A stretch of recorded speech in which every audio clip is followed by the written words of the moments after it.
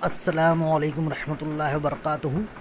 अज़ीज़ तलबा व तालिबात, आज हम जमात शशुम मज़मून उर्दू इसका सबक नंबर 12 जादूगरों का इलेक्शन, जिसके लिखने वाले मुसन्निफ़ है कृष्णचंद्र, हम इस सबक को पढ़ेंगे और समझेंगे। तो चलिए सबक शुरू करते हैं।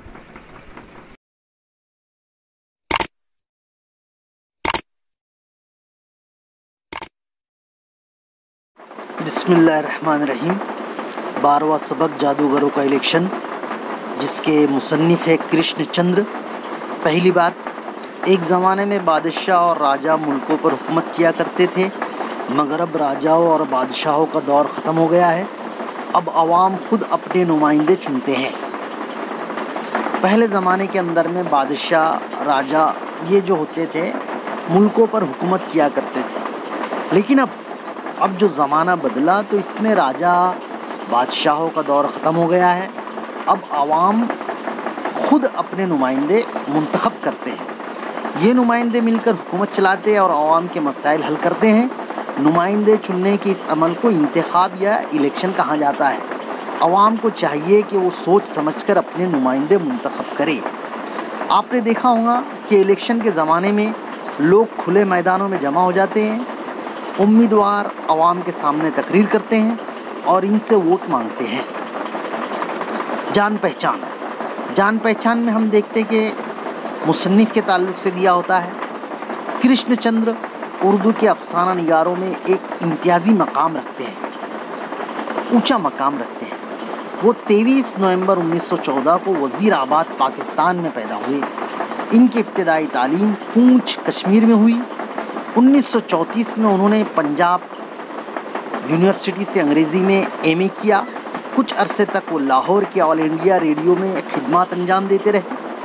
1969 में इन्हें पद्म भूषण का एजाज़ मिला। कृष्णचंद्र ने नावल, ड्रामे, मज़ामीन और अफसाने सभी कुछ लिखा, लेकिन वो बुनियादी तौर पर अफसाना निगार थे। शिकस्त हम वहशी है, हवाई किले, एक गधे की सरगुज़िश्त और उल्टा दरख्त वगैरह इनकी मशहूर किताबों के नाम हैं। इनका इंतकाल 8 मार्च 1977 को मुंबई में हुआ। झेल का सबक कृष्णचंद्र के नावल उल्टा दरख्त से लिया गया है। अब जो सबक दिया गया है वो कृष्णचंद्र के नावल उल्टा दरख्त से अखज़ लिया गया है, जिसमें जादूगरों को आवाम से वोट मांगते हुए दिखाया गया है। अब हम देखेंगे सबक की पहली सतर, पहली लाइन। सामने बहुत से लोग रंग बिरंगी झंडियाँ हिलाते हुए जा रहे थे। यूसुफ, मोहन और शहजादी भी इन लोगों के पीछे पीछे चलने लगे। मजमा ज़ोर ज़ोर से नारे लगा रहा था, इलादीन को वोट दो, इलादीन जिंदाबाद। मजमा नारे लगाता, झंडियाँ हिलाता शहर के एक बड़े चौक में पहुंचा। यूसुफ ने देखा लोग भूखे नज़र आ रहे हैं, उनके कपड़े बोसीदा और तार-तार हैं, फिर भी वो खुश हैं। यूसुफ ने पूछा, भाई क्या माजरा है? एक आदमी ने हैरत से कहा, सारी दुनिया को मालूम है और तुम्हें मालूम नहीं? आज जादूगरों का इलेक्शन है। वो देखो, सामने इलादीन अपना चिराग हाथ में लिए इलेक्शन लड़ रहा है।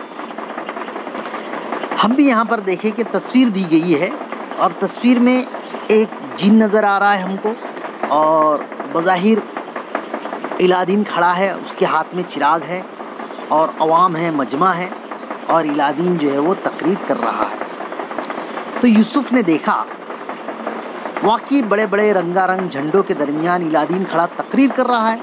भाइयों और बहनों, मैं भी तुम्हारी तरह एक मामूली आदमी हूँ। मैं एक दर्जी का बेटा हूँ, दर्जी यानी टेलर। मैं तुम्हारे दुख दर्द पहचानता हूँ। मुझे मालूम है तुम लोग भूखे हो, तुम्हारे जिस्म पर कपड़े नहीं हैं, बच्चों के लिए तालीम नहीं है। पिछली हुकूमत ने तुम्हारे लिए कुछ नहीं किया, मगर वो सोने के देव की हुकूमत थी। मैं अपने इस जादू के चिराग की मदद से तुम्हारे लिए हर तरह के ऐश का सामान मुहैया करूँगा, यानी तुमको हर तरह से आराम दूँगा। देखो मेरे जादू के चिराग के करिश्मे। ये कहकर इलादीन ने चिराग को अपनी हथेली से रगड़ा। फ़ौरन एक जिन हवा में उड़ता हुआ नजर आया और कहने लगा, इलादीन क्या हुक्म है? इलादीन ने कहा, मैं शहर के बेघर लोगों के लिए आलीशान महल बनाना चाहता हूँ, जरा एक महल तो लाके दिखा दो। जिन गायब हो गया। दूसरे लम्हे वही जिन अपने हाथ पर एक आलीशान 7 मंजिलों वाला चमकता हुआ महल लिए हाजिर हुआ। लोगों की निगाहें इस खूबसूरत महल की तरफ खींचती चली गई। महल कैसा था वो देखिए अब हम। महल के दरवाजे खुले थे, खिड़कियां खुली हुई थी। महल के अंदर रोशनियां जगमग जगमग कर रही थी। खूबसूरत कालीन और सोफे बिछे थे। मेज़ों पर तरह तरह के फल चुने हुए थे। पुलाव, मुतंजन, जर्दे, कूरमे, तरह तरह की सब्जियां, फालूदे, फिरनियाँ, शरबत, आइसक्रीम, शरबत, आइसक्रीम घूमती हुई मेज़ों पर रखी हुई लोगों को नज़र आ रही थी। मुतंजन, इसमें पुलाव और मुतंजन आया हुआ है, तो मुतंजन का मायने होता है खट्टा मीठा पुलाव जो होता है उसे मुतंजन कहा जाता है। जर्दे, कूरमे, ये भी सब खाने की चीज़ें हम देखते हैं रमज़ान के अंदर में अक्सर मकानात पर बनाई जाती है। लोगों को नज़र आ रही थी। लोगों की राल टपकने लगी, यानी लोगों के मुंह में पानी आने लगा। लाखों गलों से आवाज़ आई, इलादीन को वोट दो, इलादीन जिंदाबाद, एक वोट, एक मुल्क, एक इलादीन, एक चिराग। यकायक इलादीन ने ताली बजाई। जिन अपने महल समेत गायब हो गया। इलादीन ने कहा, पहले मुझे वोट दो, फिर ये महल तुम्हें मिलेगा। लोग धड़ाधड़ वोट देने के लिए जाने लगे। यकायक दूसरी तरफ से आवाज़ आई, लोगों बेवकूफ़ ना बनो, ये इलादीन दर्जी का बेटा तुम्हें बेवकूफ़ बना रहा है। असली जादू तो मेरे पास है। जादू की टोपी, सुलेमानी टोपी। मजमा दूसरी तरफ पलट पड़ा, जहाँ एक बहुत बड़े बैंड बाजे के साथ एक बहुत बड़े चबूतरे पर 2 दर्जन लाउड स्पीकरों के सामने एक जादूगर सुलेमानी टोपी हाथ में लिए तकरीर कर रहा था। यूसुफ मोहन और शहजादी भी इधर चले गए। वो कह रहा था, इलादीन ठग है। इलादीन जो है वो ठग है, यानी कि तुमको ठग लेगा, धोखा देगा। इस तरीके से उसने कहा कि इलादीन ठग है, इसे हरगिज़ वोट ना देना। इलादीन का चिराग पुराना हो चुका है, इसका जीन भी बूढ़ा हो चुका है। इतने दिनों में वो तुम्हारे लिए कुछ नहीं कर सका, अब क्या करेगा? अब के तुम मुझे वोट दो, क्योंकि मेरे पास सुलेमानी टोपी है। मोहन ने कहा, इस टोपी में क्या ख़ास बात है? मुझे तो सीधी सादी सफ़ेद रंग की टोपी दिखाई देती है। जादूगर ने मोहन की बात सुन ली। वो वहीं चबूतरे से चिल्ला कर बोला, ये कोई मामूली टोपी नहीं है। इसे पहनकर आदमी यूं गायब हो जाता है जैसे गधे के सर से सींग। यानी हम देखते हैं कि गधे के सर पर सींग नहीं होते हैं, दूसरे जानवरों के सर पर सींग होते हैं। गधा जो है वो बेसींग होता है। देखो देखो सुलेमानी टोपी का कमाल देखो, ये कहकर जादूगर ने, अभी हम यहाँ पर देखेंगे तस्वीर के अंदर में सुलेमानी टोपी वाला दिखाया गया है। उसके हाथ में टोपी है और मजमे से वो खिताब कर रहा है, तकरीर कर रहा है। सुलेमानी टोपी, सुलेमानी टोपी पहन ली और मजमे के दरमियान से गायब हो गया। अब सिर्फ इसकी आवाज़ आ रही थी।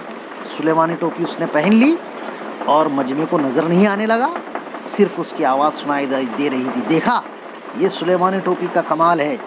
जादूगर ने सर से टोपी उतारी और अब वो लोगों को नज़र आने लगा।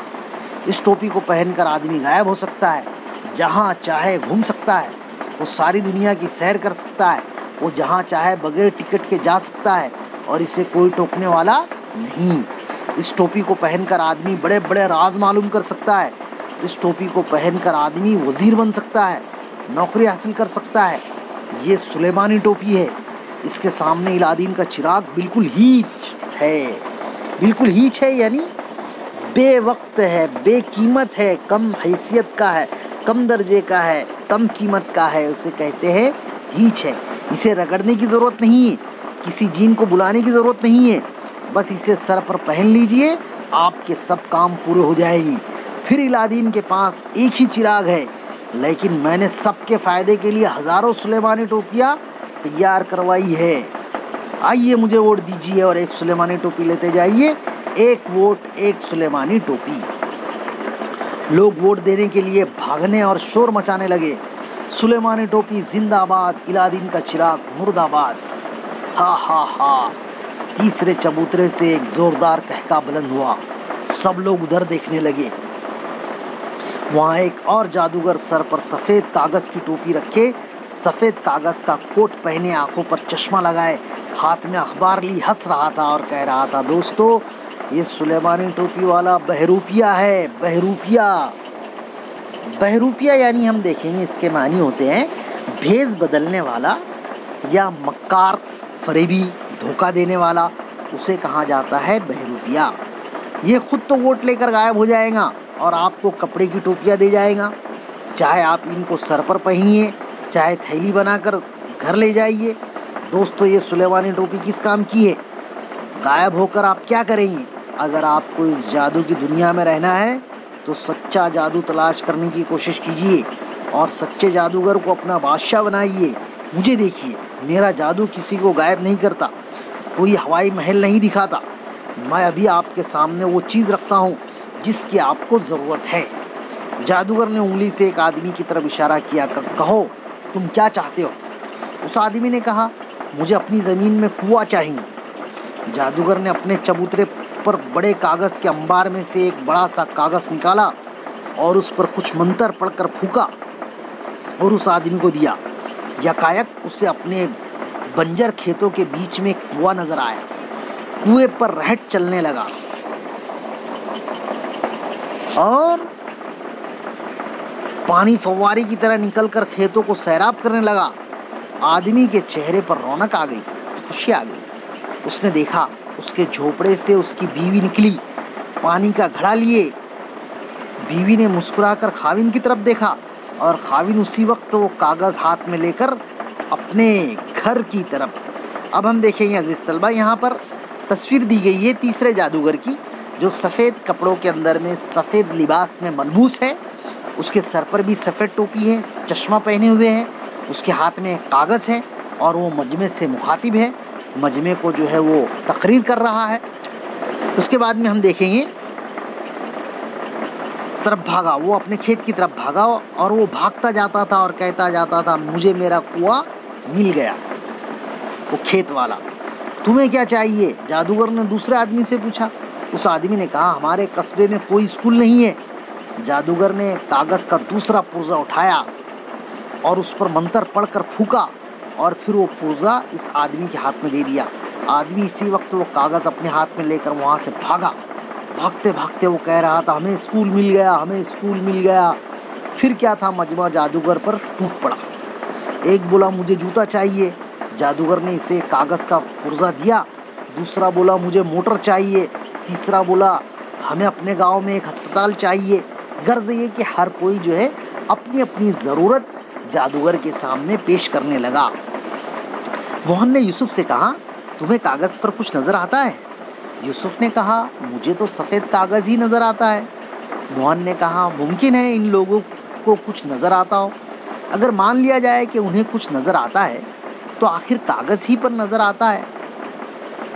अगर मान भी लिया जाए कि उन्हें कुछ नज़र आता है तो आखिर कागज़ ही पर नज़र आता है ना। इसकी हकीकत क्या है? यूसुफ ने उस आदमी को बाजू से पकड़ लिया जिसने जादूगर से जूता मांगा था और उससे पूछा, तुम्हें जूता मिल गया? उस आदमी ने बड़े गुस्से से कागज़ का पुर्जा यूसुफ के मुंह के सामने लाकर कहा, देखते नहीं हो, मिल गया है, ये देखो। यूसुफ को सफ़ेद कागज़ ही नज़र आया। यूसुफ ने कहा, अगर ये जूता है तो इसे पहनकर दिखाओ। उस आदमी ने कागज़ के टुकड़े को अपने पैर में पहनने की कोशिश की। कागज़ बीच से फट गया। चर की आवाज़ सुनते ही जादूगर ज़ोर से गरजा, चिल्लाया, कौन हकीकत पसंद घुस आया हमारी जादू की दुनिया में? इसे जल्दी निकालो वरना ये सब कुछ तबाह कर देगा। हमारा जादू सब ख़त्म हो जाएगा। इतना सुनते ही अलादीन चिराग वाला, सुलेमानी टोपी वाला, जादू के कागज़ वाला और उनके हिमायती यूसुफ, मोहन और शहजादी के पीछे भागे। वो तो खैर हुई कि यूसुफ ने बड़ी चालाकी से काम लिया। उसने जल्दी से सुलेमानी टोपियों के बंडल से 3 टोपियाँ निकाली और उन्हें पहनकर तीनों मजमे के बीच से गायब हो गए। इस तरह यहाँ पर एक मज़ाहिया सबक दिया गया है जिसको हमने पढ़ा। आसान सा ज़बान में लिखा हुआ ये सबक था कृष्णचंद्र का। आज के लिए इतना ही। मज़ीद वीडियोस को देखने के लिए चैनल को सब्सक्राइब कीजिए खुदा हाफिज़।